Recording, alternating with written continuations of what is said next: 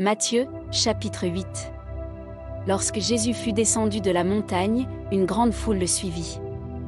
Et voici, un lépreux s'étant approché se prosterna devant lui, et dit, « Seigneur, si tu le veux, tu peux me rendre pur. » Jésus étendit la main, le toucha, et dit, « Je le veux, sois pur. » Aussitôt il fut purifié de sa lèpre. Puis Jésus lui dit, « Garde-toi d'en parler à personne, mais va te montrer au sacrificateur, et présente l'offrande que Moïse a prescrite, afin que cela leur serve de témoignage. » Comme Jésus entrait dans Capernaüm, un centenier l'aborda, le priant et disant, « Seigneur, mon serviteur est couché à la maison, atteint de paralysie et souffrant beaucoup. » Jésus lui dit, « J'irai, et je le guérirai. » Le centenier répondit, « Seigneur, je ne suis pas digne que tu entres sous mon toit, mais dis seulement un mot, et mon serviteur sera guéri. Car, moi qui suis soumis à des supérieurs, j'ai des soldats sous mes ordres, et je dis à l'un, va. Et il va, à l'autre, viens. Et il vient, et à mon serviteur, fais cela.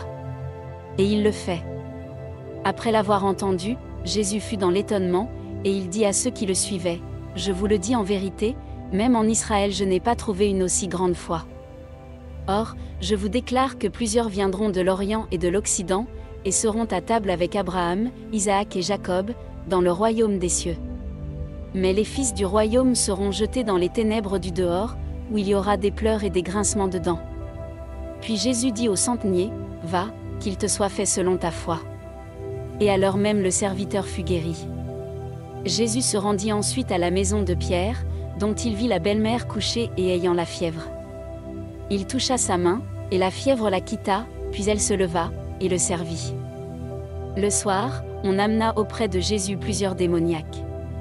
Il chassa les esprits par sa parole, et il guérit tous les malades, afin que s'accomplisse ce qui avait été annoncé par Ésaïe, le prophète, « Il a pris nos infirmités, et il s'est chargé de nos maladies. » Jésus, voyant une grande foule autour de lui, donna l'ordre de passer à l'autre bord. Un scribe s'approcha, et lui dit, « Maître, je te suivrai partout où tu iras. » Jésus lui répondit, « Les renards ont des tanières, et les oiseaux du ciel ont des nids, mais le Fils de l'homme n'a pas où reposer sa tête. » Un autre, d'entre les disciples, lui dit, « Seigneur, permets-moi d'aller d'abord ensevelir mon Père. » Mais Jésus lui répondit, « Suis-moi, et laisse les morts ensevelir leurs morts. » Il monta dans la barque, et ses disciples le suivirent. Et voici, il s'éleva sur la mer une si grande tempête que la barque était couverte par les flots. Et lui, il dormait. Les disciples s'étant approchés le réveillèrent, et dirent, « Seigneur, sauve-nous, nous périssons. » Il leur dit, « Pourquoi avez-vous peur, gens de peu de foi ?»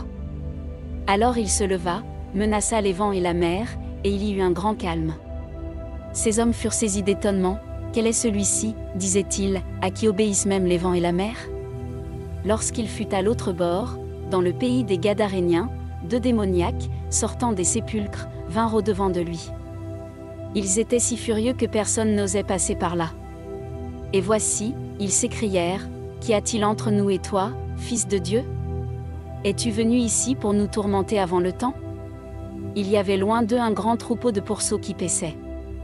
Les démons priaient Jésus, disant, « Si tu nous chasses, envoie-nous dans ce troupeau de pourceaux. » Il leur dit, « Allez. » Ils sortirent, et entrèrent dans les pourceaux. Et voici, tout le troupeau se précipita des pentes escarpées dans la mer, et ils périrent dans les eaux. Ceux qui les faisaient paître s'enfuirent, et allèrent dans la ville raconter tout ce qui s'était passé et ce qui était arrivé aux démoniaques. Alors toute la ville sortit à la rencontre de Jésus, et, dès qu'ils le virent, ils le supplièrent de quitter leur territoire.